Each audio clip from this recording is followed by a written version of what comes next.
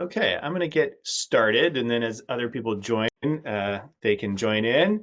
Excited to be here with everybody today. Molly put in the chat, please, if you've got questions as you go along, feel free to put them in the chat.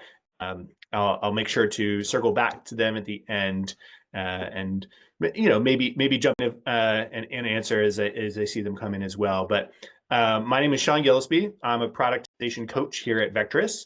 And I'm excited to share with you some of the latest trends as it comes to productizing B2B professional services based on our productization benchmarking survey that we just completed. Before we jump into that, I just want to give a little bit of background to Vecteris. For those of you who may not know, or a refresher for those of you who do, we've been on this journey for many years now, helping B2B professional services companies to productize their offerings. And we've written 3 books so far that have articulated our productized pathway methodology.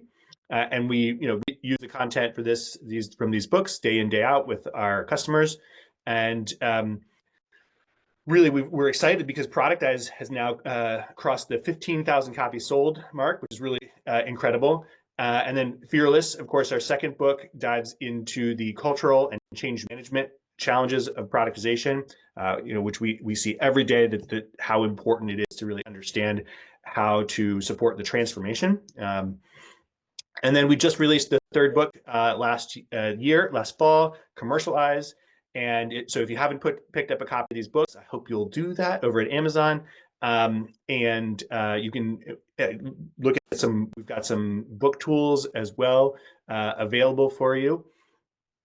So you don't have to necessarily buy the books to get started. You can go jump in and get some of those book tools from our website as well.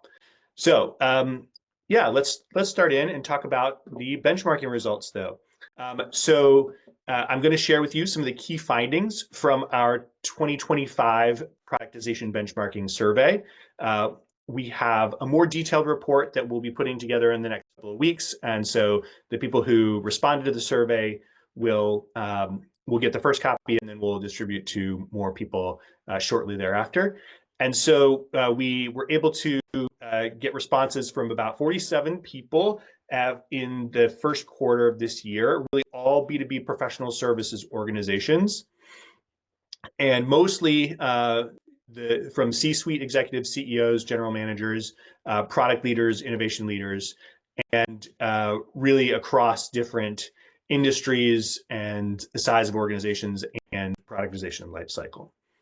So excited to share some of those findings. So first thing I'll do is I'll share with you the agenda, how we plan on going over those things. So I'm going to share the summary of the most interesting findings really across 4 key topic areas. The first I'm going to cover is the types of productization that companies are pursuing and the rates at which they pursue them.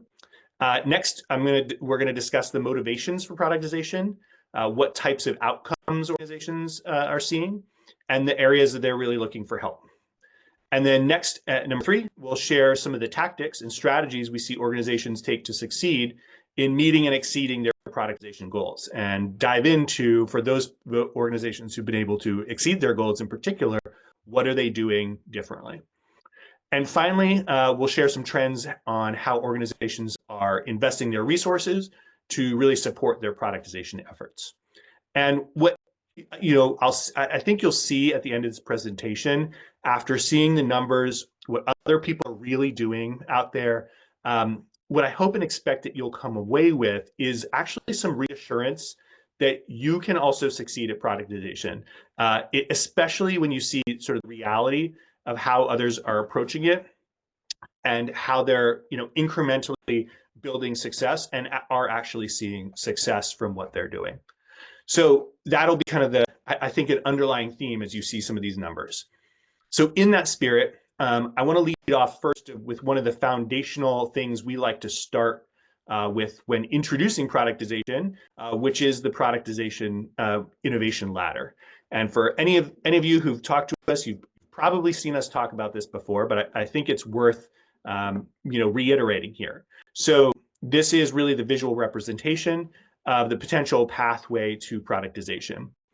And as organizations move up this ladder, we see higher degrees of standardization, scalability, and really typically tech enablement as well.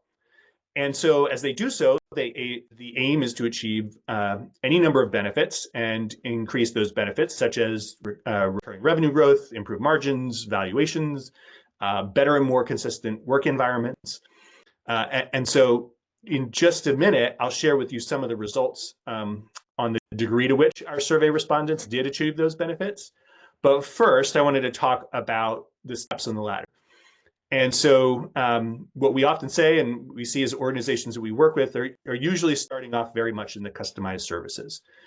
We really focus on working with these B2B services organizations. That's where people are usually starting from. And that's the bespoke statement of work, time and materials, one-to-one kind of engagements. And then people usually start by packaging those services, building, they've built expertise over the years of working with their customers. And then they package them, standardize them, and start creating efficiencies in their ability to deliver and to offer at scale, starting often also with some tech enablement, some business model changes as well of their existing services. So that's usually the first step in the ladder. And then as they move up, often they'll find that they could do things like reports or benchmarks of products and deliver those things off the shelf as products. And so one-time, quickly scalable things that they can do. And then you move into the product as a service, where you start really building in more of the recurring revenue models, more tech enablement, sometimes SaaS products, sometimes data as a service products, and really drive those longer term customer value, long-term relationships, and recurring revenue. And so now with this year's benchmarking survey, we had that the theory of the case, but we're actually also able to see with some real numbers the distribution of where organizations actually are in their journey. So that's the setup, and that's what I want to show you next. So when we asked people what types of new product and or service offerings did they launch last year in 2024, you can see the distribution across the ladder. So there's a couple important things to note. So almost half, or 45% to be precise, respondents launched multiple offerings that are at different stages of this ladder. So that's what I've highlighted over to the left here. And this is something we see because in many cases, as a product, as people are putting together their services, they're delivering through a new piloted offering, a new piloted project, they're going to deliver it alongside an existing service and usually bundle it together. And that's the most common thing we see. And so it's very natural that people are doing both. They're launching some kind of productized service and another customized service, or a productized service with maybe a component that's a product. And so it's very typical for people to be launching multiple types of productized offerings. And then the next thing to note is that the largest group, 53%, is still launching customized offerings. And then most organizations start their productization journey really with productized services, and with 51% at this rung of the ladder. And there really is a ton of value here. And it is a very natural place to start on your productization journey. It can really set you up for moving up the ladder later. So it's very natural that now you see an expected drop off of 28% of organizations are launching products, and then 17 are launching products as a service. It really takes a little longer to get there. It requires additional skills, and so that natural place to start, and you can start achieving a lot of the benefits, is in that productized service. So if you were worried and thought that you need to go right to building SaaS applications to succeed at productization, note that that's not what most people are doing. Most people are starting here and having good success actually with productizing those services. So what I thought would also be really great for you all to see is actually share some of the verbatims from what people told us that they're actually launching, to give you a real sense of what's happening and what they're putting out in the world. So we have organized it into the 3 different rungs on the ladder to give you just a sample of what some things people launching as a productized service, a product, and a product as a service. So on the productized service, one organization is launching a tech-enabled screening and assessment bundled with service packages. All right. So another one is people took what they were doing in terms of offering implementation support, but now putting it into 3 tiers as a membership package, right? Okay, so still their main service, but now they've packaged it into membership. For product, this is something that we see a number of organizations do. So they will take they now have their things that were formerly face-to-face training programs. Now they have a new e-learning opportunities to deliver those old programs. And then the other one here is productized workflows for data and analytics. So we often say people then have a report or a benchmark that they can deliver to people. And then as a product as a service, so one organization has built facility condition assessment services and accompanying software to enable scaling of that offering.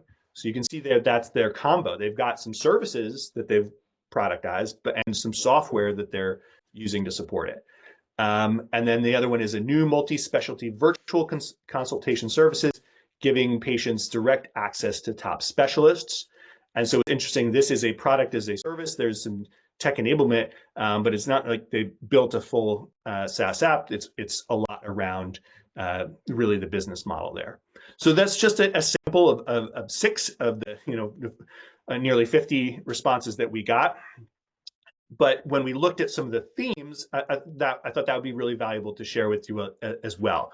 So some of the themes that we saw here in these verbatims is people tech enabling an existing service, people standardizing a custom service and just creating a standard package and a standard way to do that, launching an actual software product, or productizing content and training. We saw that a lot. Monetizing data and insights that they've been building with their customers over a long time, and then building memberships and new access models as well. So those are some of the themes that we saw. So now that you've seen what people are launching, really want to take a look next at what's motivating them and what kinds of outcomes they are experiencing. So we'll go there, and in this section, I'll talk about just that, the motivations, outcomes, and challenges. And so let's start with those same benefits that you saw on the ladder and see which ones our survey respondents most are interested in. So as you can see from the results, productization is really motivated primarily by a drive to improve core financial performance. There's a very strong leader in terms of what benefit organizations want to achieve, and that's the pursuit of revenue growth at 74%. And that means it's one of the top 3 for about 3/4 of all the respondents. So the next 2 most cited goals are really recurring revenue and gross margins at 52% and 43% respectively, which really points to this prioritization of those core financials. This is no surprise to us, as the revenue growth and gross margins were the top 2 in last year's survey as well. So it continues to be a trend, and organizations are still interested in ensuring consistency of delivery, expanding markets, responding to different client expectations, and certainly about valuations. But there's a very strong leaning towards the importance of those core financial metrics. So great. Well, let's see, how did people feel like they did in terms of achieving those productization goals? And so that's what you can see here. So what's interesting here is that it's almost certain that at least one of the top productization goals will be met. And so when we ask them, of those 3 top productization goals, how many did you meet? Did you exceed, or did you not meet? 57% of all the productization goals were met or exceeded. And 95% of respondents met or exceeded at least one of their top 3 goals. And you can see how that breaks out with each of the individual goals here. So really the takeaway is that when people are applying these efforts, generally they're having some pretty good success and seeing good outcomes for that. So because revenue is their top thing, you can see that there's is just slightly more met than didn't meet. But that means that people are meeting some of their other goals as well. But I wanted to actually quantify that as well for you. And so what kinds of revenue impact are they actually seeing from the productized offerings? So we asked them approximately what percentage of your company's 2024 revenue came from new productized offerings. And what we found is that on average, 23% of revenue is coming from these new productizations offerings, and there's a median of about 10%. And you can see there's a very wide spectrum. Some haven't received, gotten any benefits at all. And there are some people who have completely shifted 100% of revenue now coming from productization offerings. But those are the rare cases. But it really kind of clusters around, generally this, between 10 and 25% of their revenue now coming from these offerings that they launched just a year ago, which is pretty exciting, and I hopefully should be encouraging for all of you as you're thinking about this journey. But we know it's not easy, so we wanted to know where are the areas that people most feel like they need help. So we asked them, where do you feel you most need support? And what we found is really the hardest part of productization to navigate alone without help is the pricing and packaging of new offerings.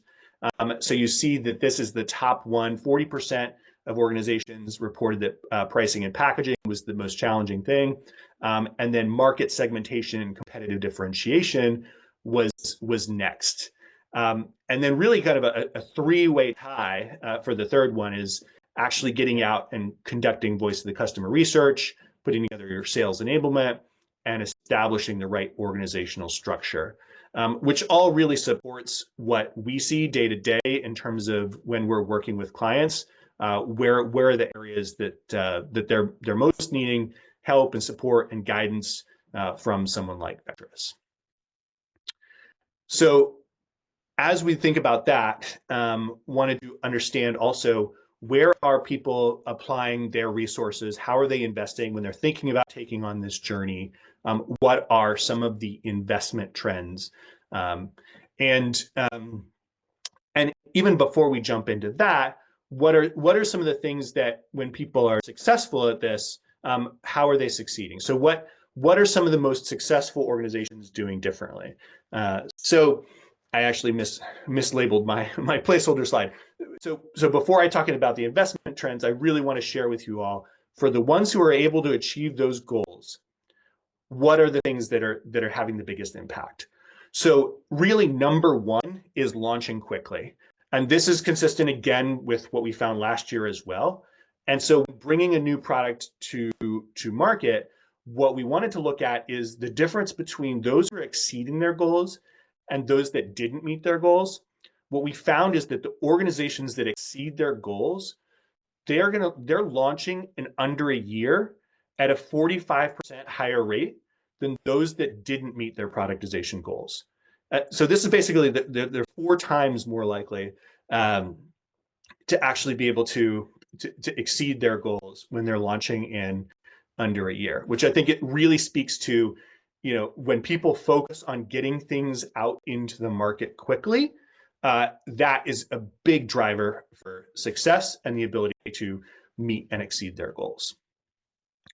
The next one we saw is dedicating at least one person to the productization efforts. It logically follows that if you want to move fast, give it an owner, right? And that's what we saw. So that's the next biggest indicator. So for the organizations that exceed their productization goals and are able to drive that revenue, recurring revenue, gross margins, they dedicate at least one FTE to productization at a 36% higher rate than those who didn't meet their productization goals. So big impact, big difference there in terms of being able to put at least one person towards it. And really what was interesting is as you go up in the number of people who are dedicated, there's not a lot of clear signals that it like kind of the number of, by throwing a lot more bodies at it, it drives more success. The key thing is to get over that first hump, that first hurdle of getting at least one person dedicated.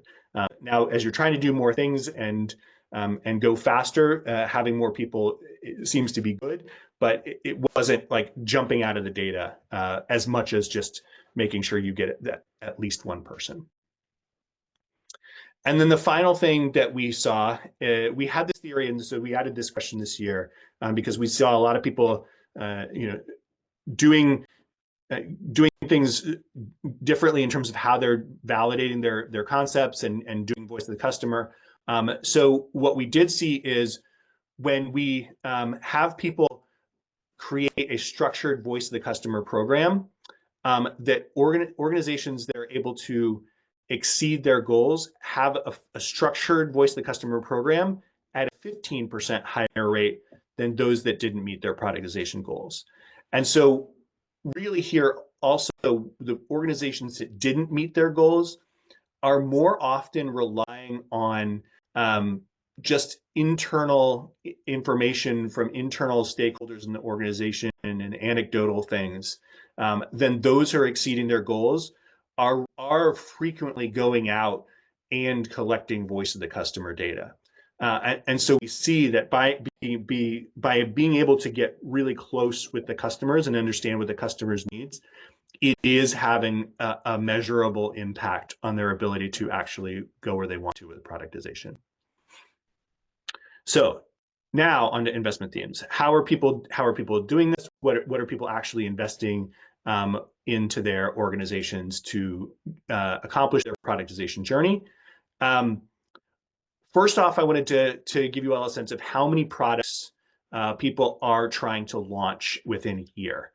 And so we asked a few questions here. The first is, how many products or productized offerings already exist in your portfolio at the beginning of the year? How many new products did you launch, and how many did you sunset? And so what you see here is there's a range, but in terms of existing products, there was a median of 3 and an average of 8. For the new products being launched, there was a median of 2 and an average of 4. And then for sunset, median of 0 and average of 1. Makes sense. A lot of people are still new at this, so not as difficult to see people starting to sunset things. But what you can see from this is that people are really focusing on launching just a few products at a time. There's not sort of a spray and pray technique, but people are trying to really align with what's going to have the biggest impact in the market. Let's focus our efforts. Let's focus our limited FTEs there. So indicating that you don't have to do a ton of things all at once, and sometimes they're more successful if you focus on fewer things. What we wanted to also understand is how are people going about and selling this? And so we've done a lot of work with our commercialization book. And so wanted to know how people are structuring the sales team. And what we see here is that really most organizations, the large portion, are continuing to rely on their doer sellers and don't have a dedicated sales team, but they're empowering their existing consultants and partners to sell the productized offerings, or they're leveraging the one sales team that is selling both customized services and productized services together, and really very often see them bundled together and strategically go to market together. And then just 15% have created a separate sales team for services and products. And so that is an area we see as aspirational, and certainly selling products is different than selling services. So from our experience, the teams that do that can find even greater success. But the point is, you don't have to go there right away, and that lots of organizations we've noted are meeting their goals, but are relying on the existing doer sellers and the one sales team. And the next thing we wanted to show you is how are organizations planning to invest in innovation in the future to achieve their goals. So what are they investing against their revenue? So as you can see, when we asked what's your product or innovation budget as a percent of your overall 2025 revenue, you can see that the median that people have invested is about 6%, and the average is 11%. So people are investing, but not a huge portion of their overall revenue into that investing in productization. And when we looked at how much they plan on changing their product development budget in 2025 versus 2024, we actually gave the option to say go in the negative and say they're going to decrease. And surprisingly, no one actually, there was 0% actually said they were decreasing the budget. Some people, there was a fair amount who said zero, no change. And the median is 2%. So a lot of people are making very small increases, average being 17%. So there are a few making very significant increases in their budget. But I think that the key takeaways here are that 93% of all respondents did have a budget for product innovation, and 53% plan to actually increase that budget. So people really are actually putting some investment. It doesn't have to be huge, but they are putting investment in, and most are planning to increase it at least a bit. So really wanted to pull this back together and focus on a few key takeaways. Hopefully this is exciting and interesting and it energizes you. Feel like, yes, you can do this too, because most organizations are starting with productized services, a very tangible first step from customized services. That productization is usually a good bet. People are achieving their goals, and at a very high rate, at least one of their goals. And they are succeeding with by going fast, dedicating some people, doesn't have to be a ton, but dedicating some people, and starting to put together real structured voice of the customer programs to get close to their customers. And then you can see that relatively small bets, that people are investing, but they not necessarily break the bank on this, but they really can have an impact with those relatively small bets.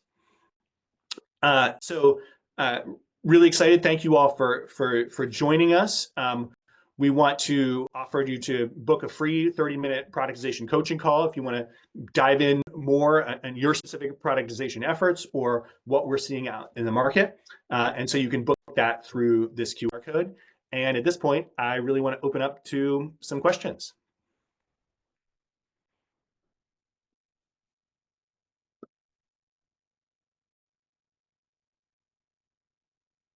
All right, Jason, thanks for your comment. Anybody have questions for me about the results and what we're seeing in productization out in the market?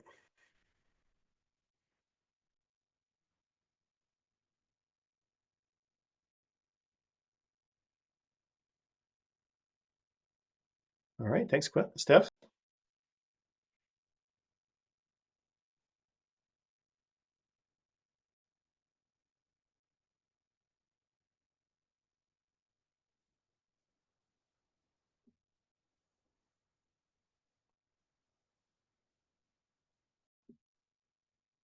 I got one question so far, which is there anything that surprised me?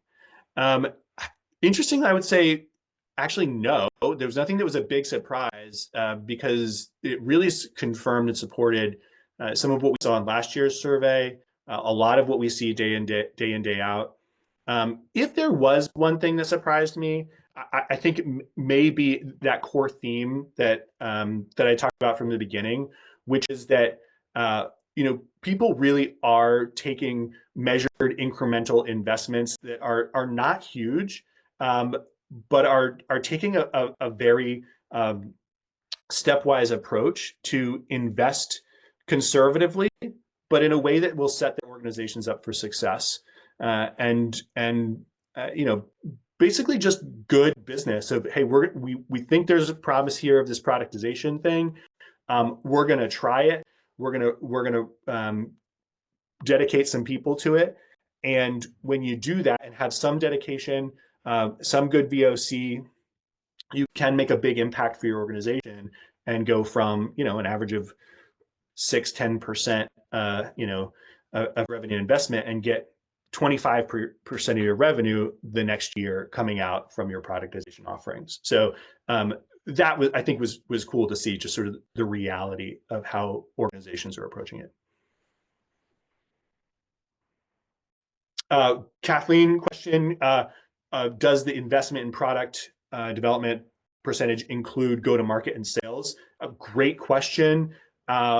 We didn't fully articulate that in our question. We just asked generally how much are people investing in product development.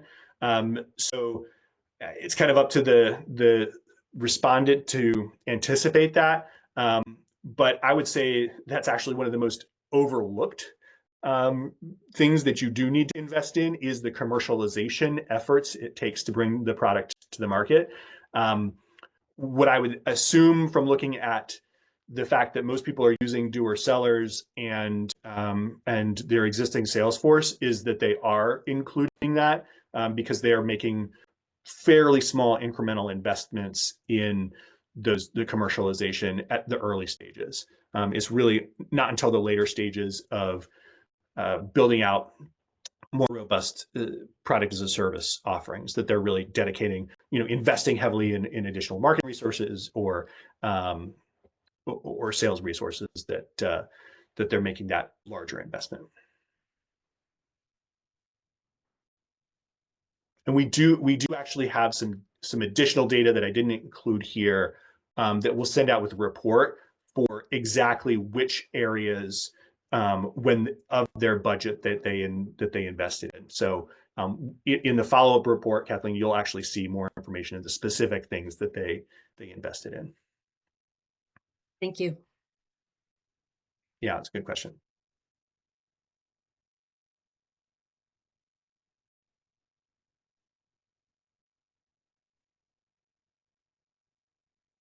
All right. Any other questions?